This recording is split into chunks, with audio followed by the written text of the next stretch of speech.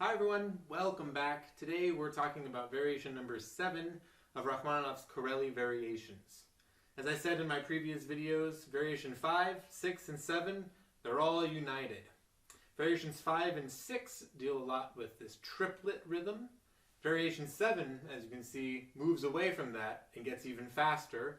The tempo increases, and we are now dealing with 16th notes.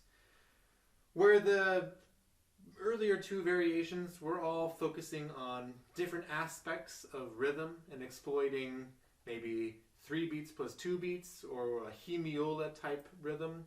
Variation 7 is simply straight 16th notes. So there's not really much rhythmic interest here.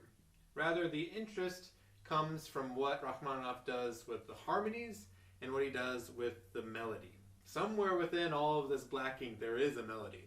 So let's go ahead and discuss melody first. I will always remind you whenever we're talking about a variation about what the melody and the theme sounded like. I'll play that melody just in octaves.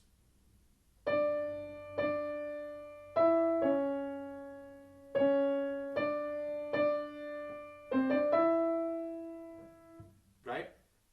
Now, if I add an octave way down here before I play that, and I add repeated quarter notes, this is what that theme would sound like.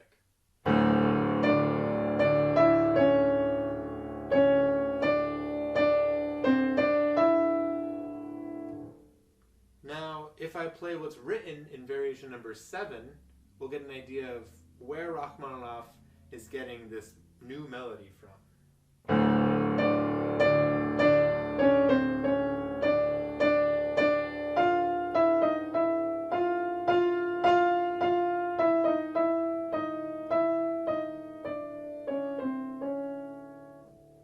It's very simple to hear where that melody has stemmed from.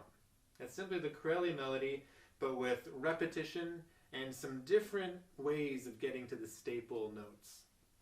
Now, I need to add all these 16th notes because that's where this intensity comes from. This is a highly chromatic variation.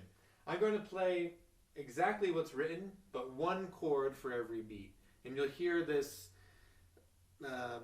harmonic movement that's very scalar and really interesting voice leading to harmonies that you really couldn't analyze as certain chords because it just doesn't make sense. This is all about linear movement here.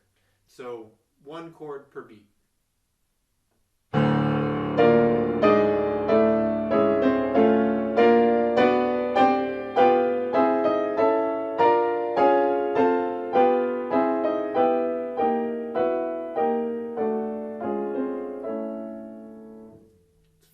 Interesting.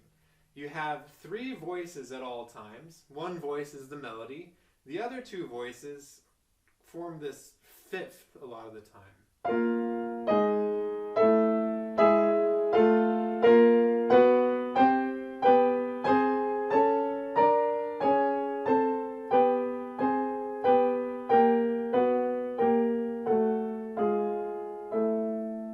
It's just very interesting writing. And then he adds this alternation. I call it the Alberti bass alternation. If you don't know what that is, a typical Mozart sonata would have.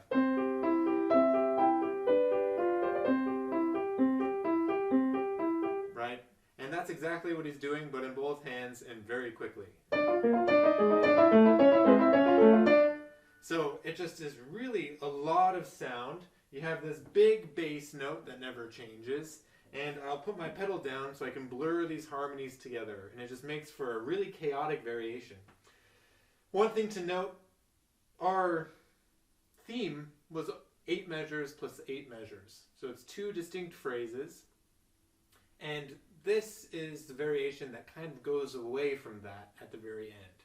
We have 8 measures, and then if you count from the reiteration of these Ds down here, we have 1, 2, 3, 4, 5, 6 measures, and then a tacked on 4 extra measures with these arpeggios in my right hand. So it's an 8 measures plus 10 measures. I think that is just very interesting for Rachmaninoff to do.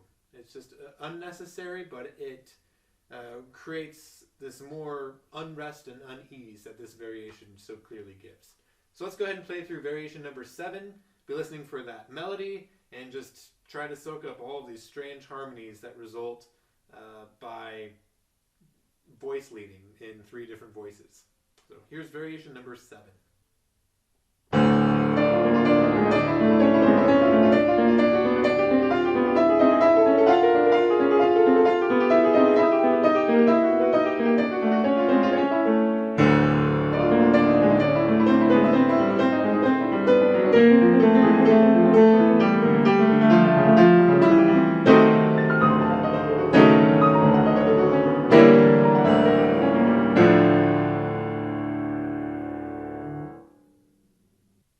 So that is variation number 7.